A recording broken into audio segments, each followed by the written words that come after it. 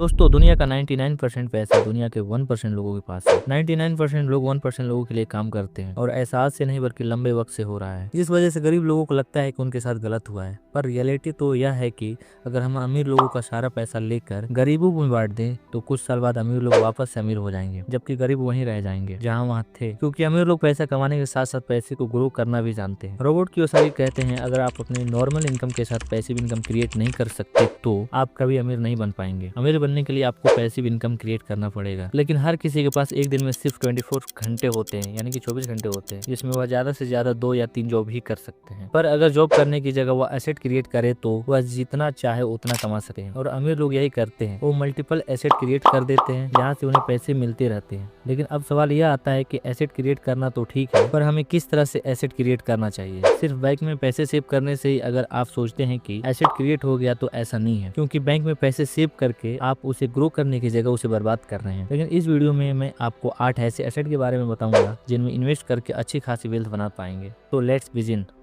Number 1, cash.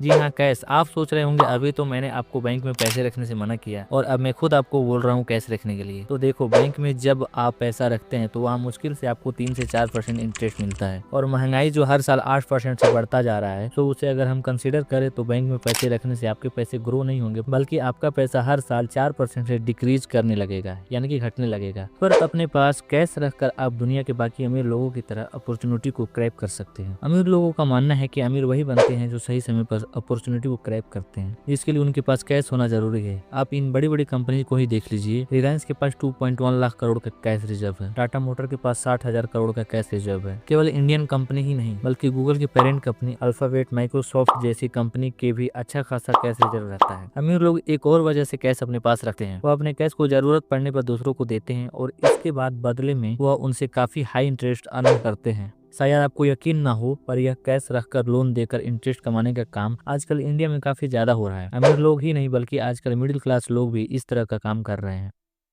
Number 2, real estate.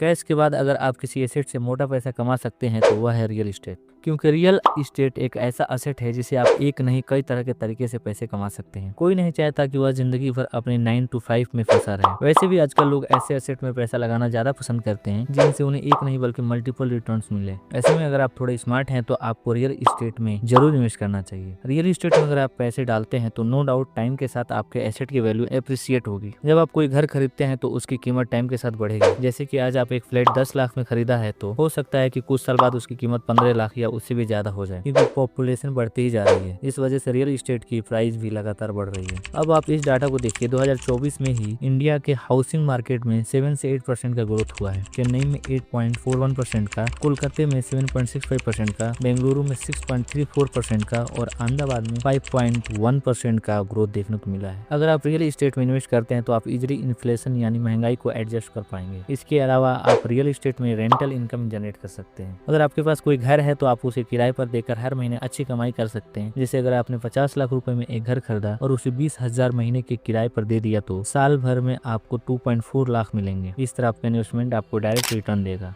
या फिर आप जमीन खरीद कर उस पर घर या दुकान बना सकते हैं, फिर उसे बेचकर आप ज्यादा अच्छा प्रॉफिट कमा सकते हैं। फॉर एग्जांपल, मान लो आपने 20 लाख की जमीन खरीदी, फिर उस पर 30 लाख का घर बनाया तो आपकी टोटल इन्वेस्टमेंट हुई 50 लाख। अब अगर आप इसे 70 लाख में बेचते हैं तो आपको 20 लाख का प्रॉफिट होगा। जबकि वहीं अगर आप 20 लाख की जमीन खरीद कर बेचते हैं तो वह जमीन 25 या 30 लाख में बिकती है, जिससे आपको सिर्फ 5 या 10 लाख का प्रॉफिट होता है। रियल इस्टेट एक लॉन्ग टर्म इन्वेस्टमेंट है। रियल इस्टेट इन्वेस्टमेंट में आप रेसिडेंशियल प्रॉपर्टी के अलावा दुकानों, ऑफिस स्पेस या गोडाउन जैसी कमर्शियल प्रॉपर्टी में इन्वेस्ट कर सकते हैं। इनकी कीमत भी तेजी से बढ़ती है और इनमें रेंट भी ज्यादा मिलता है। Number 3, bonds. बॉन्ड एक ऐसा इन्वेस्टमेंट है इसमें आप गवर्नमेंट को अपना पैसा उधार देते हैं, जिसके बदले वो आपको इंटरेस्ट के फॉर्म में रिटर्न देते हैं। जब भी गवर्नमेंट को इन्वेस्टमेंट की नीड होती है तो वह बॉन्ड इशू करते हैं। बॉन्ड को सिर्फ इन्वेस्टमेंट माना जाता है क्योंकि गवर्नमेंट का इन्वॉल्व होने की वजह से इसमें आपका रिस्क कम होता है। सो अगर आप कोई गवर्नमेंट बॉन्ड खरीदेंगे तो सरकार आपको हर साल इंटरेस्ट देगी। बॉन्ड से आपको एक स्टेबल इनकम मिलती है। यूजुअली बॉन्ड में आपको 6 से 7% का इंटरेस्ट मिलता है, पर अगर आप कारपोरेट बॉन्ड्स में इन्वेस्ट करते हैं तो उसमें आपको 7 से 8% का इंटरेस्ट मिलता है। इसमें रिस्क थोड़ा ज्यादा होता है। अगर आप बॉन्ड्स को लंबे समय तक रखते हैं तो आप आपको न सिर्फ इंटरेस्ट मिलता है बल्कि मैच्योरिटी पे पूरा पैसा भी वापस मिल जाता है। जैसे मेरे दोस्त सुधीर ने 5 साल के लिए 1 लाख के बॉन्ड्स खरीदे थे जिस पर उसे 8% इंटरेस्ट मिलता है। तो हर साल उसे 8,000 गवर्नमेंट की तरफ से इंटरेस्ट मिले क्योंकि सुधीर ने अपने बॉन्ड को होल्ड करके रखा था, इसलिए 5 साल बाद सुधीर को 40,000 रुपए इंटरेस्ट और 1 लाख वापस मिल गए। बॉन्ड्स एक अच्छा तरीका है जिससे आप सेफ इन्वेस्टमेंट करके एक नॉर्मल इनकम कर सकते हैं। इसमें पैसा बढ़ने की गारंटी होती है और आप लंबे समय में अमीर बन सकते हैं। पर अगर आपको इससे ज्यादा रिटर्न चाहिए तो आपको हमारे अगले स्टेप में इन्वेस्ट करना चाहिए। Number 4, stocks. अब तक मैंने आपको जितने भी असेट के बारे में बताए हैं उन सब में अगर आपको किसी असेट से सबसे ज्यादा रिटर्न मिल सकता है तो वह है स्टॉक, क्योंकि यहाँ आपको सबसे ज्यादा रिटर्न मिलता है। नॉर्मल असेट आपको 7 से 8% का रिटर्न देते हैं, लेकिन स्टॉक्स में इन्वेस्ट करके आप 14 से 15% या उससे ज्यादा का रिटर्न भी ले सकते हैं। स्टॉक्स में इन्वेस्ट करके आप अच्छी इनकम कर सकते हैं। इसमें आप कंपनी के शेयर खरीदते हैं और जब कंपनी का प्रॉफिट होता है तो आपके शेयर की प्राइस बढ़ती है। जैसे अगर आपने 100 रुपए में एक शेयर खरीदा है और कुछ टाइम बाद उस शेयर की प्राइस 200 रुपए हो गई तो आपको 100 रुपए का प्रॉफिट होगा। स्टॉक के इस तरीके से आप पैसे कमा सकते हैं। पर इसके अलावा जब आप किसी कंपनी के शेयर को लॉन्ग टर्म के लिए होल्ड करते हैं तो आपको डिविडेंड इनकम भी मिलती है। कुछ कंपनी अपने शेयर होल्डर्स को अपने प्रॉफिट में से एक हिस्सा देती है जिसे डिविडेंड कहते हैं। डिविडेंड इन्वेस्टर्स के लिए स्टेबल सोर्स ऑफ इनकम होती है। आपको यकीन नहीं होगा पर कोको कोला कंपनी के सीईओ के सैलरी से ज्यादा वॉरेन बफेट को डिविडेंड मिलता है। तो यह पावर है स्टॉक इन्वेस्टिंग का। स्टॉक में इन्वेस्ट करके आपको अच्छा रिटर्न मिल सकता है, लेकिन इसके लिए आपको मार्केट की समझ होनी जरूरी है और आप में धैर्य होना जरूरी है, क्योंकि तभी आप सही स्टॉक चुनकर अमीर बन सकते हैं। Number 5, mutual fund and index fund.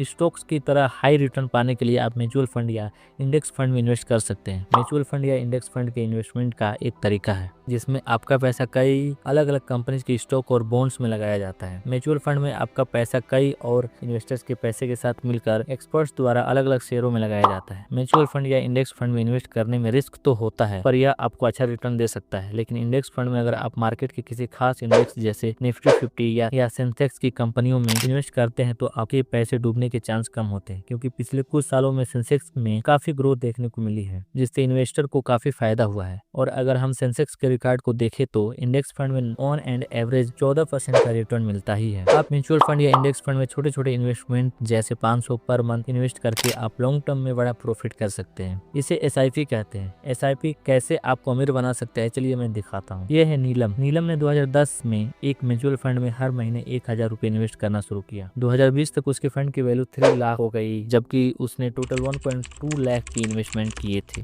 Mutual fund या इंडेक्स फंड में इन्वेस्ट करके आप धीरे धीरे अमीर बन सकते हैं। अगर आप में पेशेंस है और आप लॉन्ग टर्म इन्वेस्टिंग कर सकते हैं तो आपके लिए बेस्ट असेट है। तो आई होप कि ये वीडियो आपको पसंद आया होगा। अगर ये वीडियो पसंद आया तो इस वीडियो को लाइक करें और ज़्यादा से ज़्यादा लोगों तक शेयर करें। इसी तरह की वीडियो देखने के लिए चैनल को सब्सक्राइब करना ना भूलें। तो मिलते हैं अगले वीडियो के साथ, तब तक के लिए लव यू रहेगा।